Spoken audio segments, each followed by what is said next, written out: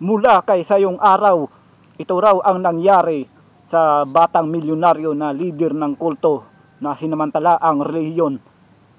So kung sasabihin mo na katulad niya mga kapatid, sinabi niya na siya daw ay Diyos, kung nakapapanood kayo ng mga balita sa TV, na itong si J. Renz B. Kilario, ng 22 anyos na na leader ng kulto. So maraming mga sa kanya, maraming mga sa kanilang mga organisasyon, mga reklamo, yung mga child abuse pa, yung, na sa pilitan pinapakasal yung mga batang babae sa kanilang mga leader. So papanoorin natin to ang mga kapatid. So kung bago ka pa lang sa channel ni Sayong Araw at trip mo ang ganitong klaseng video niya, ay mag-subscribe ka na. Wag mo na rin kalimutan i-click ang notification bell.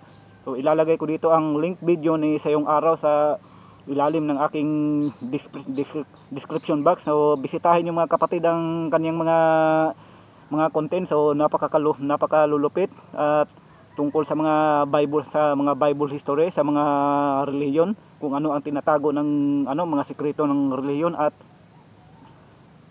talagang madadagdagan ang kaalaman mo mga kapatid. At huwag mo na rin kalimutan mag-subscribe sa channel ko at i-click mo na rin ang notification bell whenever na meron tayong bagong video na i-upload sa ating YouTube channel, at meron tayong mga bagong reaction video mga kapatid. Huwag na natin ito patagalin to mga kapatid. Wala naman tayong hinihintay, panoorin na natin. At sobrang pinag-uusapan ang patungkol sa lider ng isang kulto na tinatawag na si Senyor Aguila. Sino nga ba siya at ano ang kanyang ginawa sa ilang mga menor de edad na nagresulta sa isang nakagigimbal na pangyayari sa buhay ni Senyor Aguila? Atin itong pag-usapan mga kaibigan.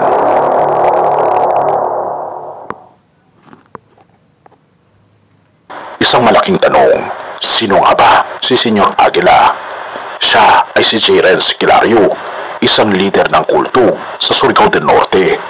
Ang mga dokumento ay nagpapakita ng pag-iral ng isang pansamantalang pamahalaan na tinatawag na Nueva Jerusalem Esperanza Ministry Government na pinamumunuan ni Kilario bilang Supreme Divine Minister.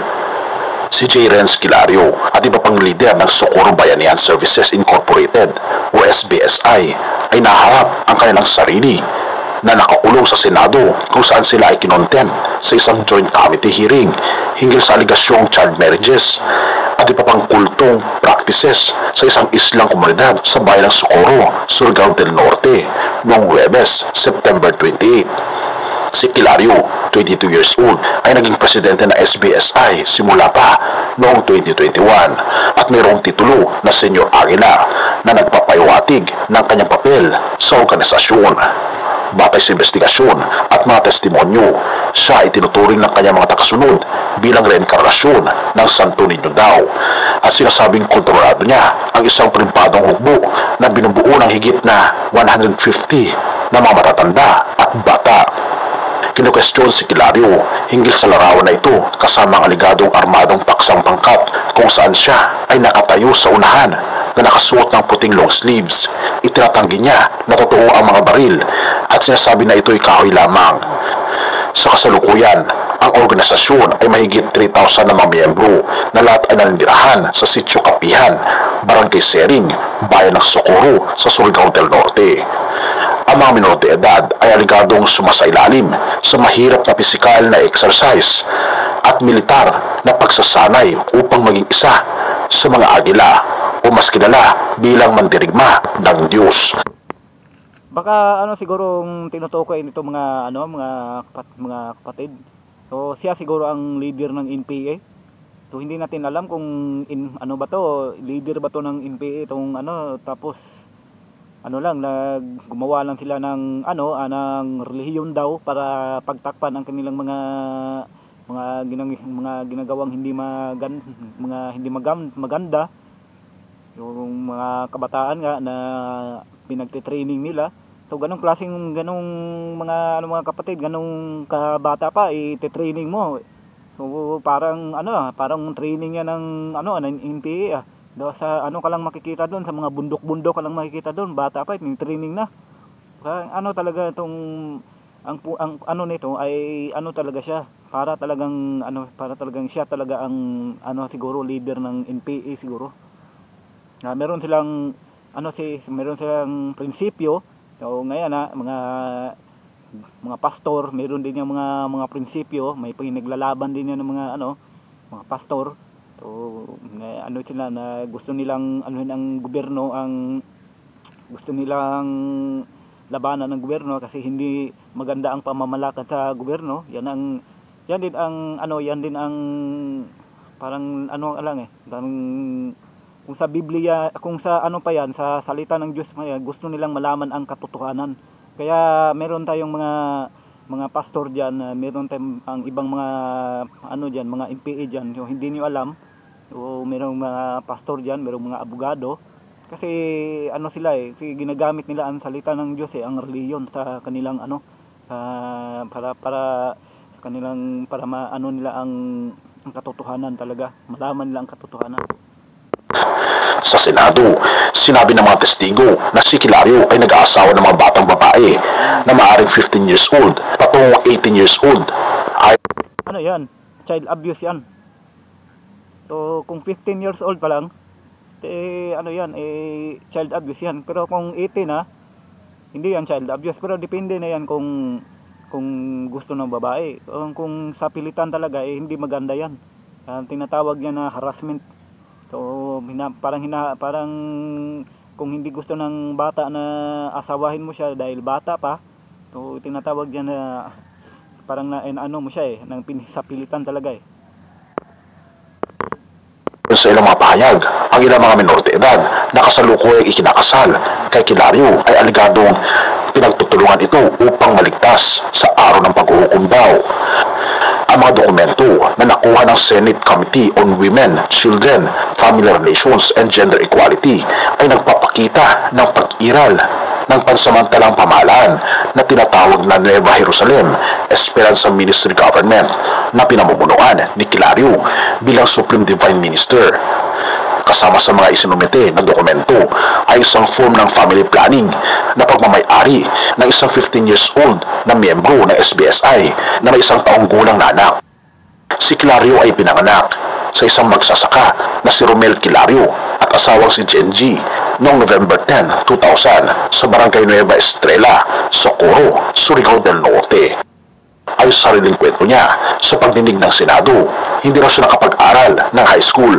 Sa kanyang mga kabataang taon, siya ay tinuruan ni Rosalina Lasala Taruk, ang yumaong pangulo ng SBSI na itinatag ang organisasyon noong December 20, 1980. Si Ronaldin Taruk Florano, apo ng yumaong pangulo ng SBSI, ay nagsabi sa Senado na ang kanyang lola ay nais na si Kilario ang kumuha ng kanyang pwesto bilang presidente noong isang Christmas party noong Disyembre 2019. Si Florano ay dating guro ni Kilario noong ito'y nag-aaral pa sa Socorro National High School.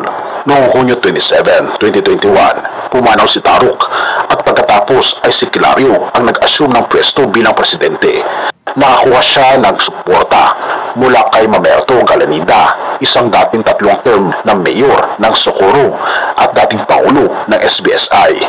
Si Kilario ay naging Chief Executive Officer din ng Out Entertainment, isang multimedia production company na may sariling local radio station sa Sitio Kapihan na tinatawag na Out FM 105.5. Nang tanungin ni Senador Ronald De La Rosa kung bakit siya ang napili upang pumalit kay Taruk, sinabi ni Kilario na hindi niya alam kung bakit. Isang pro-child advocacy group na nagsasabing ang Socorro Bayanihan Services Incorporated leader, J. Renz Kilario, ay dapat mapabilanggo at ang aligadong kulto niya ay dapat madisband para sa kaligtasan ng mga nagtestigo laban sa kanya sa Senate Inquiry noong Webes, September 28. Sinabi ni Atty. Fiona Bohos ng Cebu for Human Rights, ang grupo na tumulong sa pagsasakatuparan ng aligadong pang-aabuso ni Kilario na ang tagasunod ni Kilario sa bayan ng Socorro ay nagagalit dahil sa investigasyon ng Senado at maaaring gumanti sa mga pamilya ng mga minor de edad na nagtestigo. Tatlong minor de edad na gumamit ng mga alias na Jane, Coco at Renz ang nagsasabi sa mga senador na si Kilario na umanay ginawang doomsday cult. Ang SBSI kasama ang core group ng supporters nito ay pilit na ipinakasal sila sa ibang miyembro na mas matanda sa kanila. Itinanggi ng lahat ng miyembro ng organisasyon na Socorro Bayanihan Services Incorporated o SBSI, kasama na ang aligadong leader ng kulto na si J. Renz Kilario, ang SBSI Vice President at dating alkalde ng Socorro na si Mamerto Galanida at iba pang leader ng grupo na sina Karen Sanico Jr. at Janet Ahok na pilit na ipinakasal ang mga minor de edad sa kanilang komunidad sa pagdinig ng Senate Public Order Committee noong Huwebes, September 28. Sinundan ang pagtanggi ng mga testimonyo mula sa hindi bababa sa tatlong mga bata na nagkwento ng pagpipilitang pagpapakasal sa kanila, pagtutulungan sa sexual na relasyon sa kanilang mga itinaktang partners, pagkakait ng edukasyon at pag-undergo ng militar na pagsasanay para sa aligadong armadong paksang pangkat ng SBSI, ang Aguila Squad. At dahil dito, naglunsad si Senator Risa Hontiveros ng hakbang upang parusahan ang 4 na lider ng SBSI ng contempt at ngayon ay sila ay nakakulong sa Senado. Tunay nga mga kaibigan na ang panahon natin ngayon ay talagang lumalala. Ginagamit ni Satanas ang iba't ibang mga tao upang gawin ang kanilang ninanais. Kaya naman mag-ingat tayo sa ating mga pinaniniwalaan at hilingin sa ating Panginoong Diyos ang tunay na kasagutan patungo sa buhay na walang hanggan. Mga Gawa 17 verse 30 to 31. Ang mga panahon ng di pagkaalam ay hindi na nga pinansin ng Diyos, ngunit ngayon ay iniutos niya sa lahat ng mga tao sa bawat dako na magsisi. Ito ay sapagkat nagtakda siya ng isang araw na hatulan niya ang sanlibutan ayon sa katwiran sa pamamagitan ng lalaking tinalaga niya. Pinatunayan niya ito sa lahat ng mga tao nang siya ay kanyang buhayin mula sa mga patay. Tunay nga mga kaibigan na wala tayong ibang lider na susundin kundi ang ating Panginoon Jesus lamang. Siya ang tunay na daan at masusumpungan natin siya sa mga banal na salita ng Biblia. Hinihimok kita kaibigan na basahin ito upang tayo ay hindi malihis ng landas, kundi tayo ay papatungo sa langit na bayan at sa tunay na daan, ang daan ng katotohanan, ang daan ng ating Panginoon Kristo. Purihin ang ating Panginoong Diyos at salamat kaibigan sa iyong panunood. Okay, so narinig niyo mga kapatid. So ang ating Panginoong Hesus ang tunay na leader. So itong mga pare, itong mga pastor, so kung ginagawa niyo silang leader ay okay lang, pero sila ay ginawang instrumento ng ating Panginoong Hesus, yung katulad ng ginawa ng ating Panginoong Hesus doon sa mga apostoles na nag-ano sila, nag-soul-winning sila o nakibahagi sila sa mga tao, pumupunta-punta pa sila sa malalayong lugar. So naglalakad na lang yung mga grabe yung mga kapatid ng unang panahon, yung mga apostoles, grabe ang pagsakripisyo nila. Para lang maipamahagi ang katotohanan, ang salita ng Diyos. Pero anong ginawa sa kanila mga kapatid? So mayroong ibang mga lugar do na nagagalit na hindi nila gusto na marinig ang pangalang Hesus. Kaya sila ganyan pinatay. Kaya sila grabe mga buti nga ngayon meron din nangyayari noong unang panahon na itong Gumburza, ito nang si Jose Rizal. So pinatay din dahil nalaman niya na gusto niyang ang nakasulat sa Biblia kontrahin. So kontra sila sa reliyong Katoliko. So, dahil itong si Rizal nga kontra sa reliyong Katoliko dahil iniba nila ang nakasulat sa Biblia. So, ito mga kapatid, grabe pero hindi mo itong yung batang leader ng kulto, to hindi yun maganda hindi talaga maganda ang ginagawa niya na sapilitin niyang ipinapakasal ang mga bata, wala sa oras, wala sa tamang edad. Biro mo 15 ito 18 anyos, sa pilitan mong ipakasal. So, parang parang hindi maganda yung organisasyon nila Ang huwad na itong hinuwad na propeta to false prophet to Kaya nga sa mga kapanahon ngayon, tayo nang talaga ay nasa mga huling araw dahil sumusulpot na ang mga huwad na propeta, bilang ito siya ay isang sulpot na sikta. Yan mga kapatid.